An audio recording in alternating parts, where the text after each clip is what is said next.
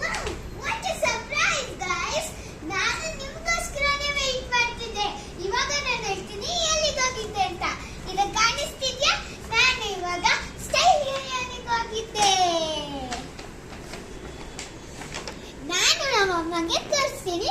ನಮ್ಮ ಅಪ್ಪ ಕೊಡ್ಸಿರೋದು T shirt pant.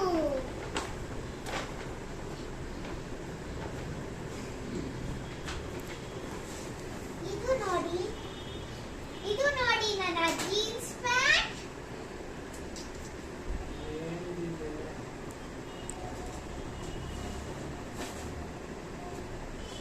ಇದು ನೋಡಿ ನನ್ನ ಟಿ ಶರ್ಟ್. ಮುಂದೆನೂ ಕಾರ್ಟೂನ್ ಇದೆ, ಹಿಂದೆನೂ ಕಾರ್ಟೂನ್ ಇದೆ.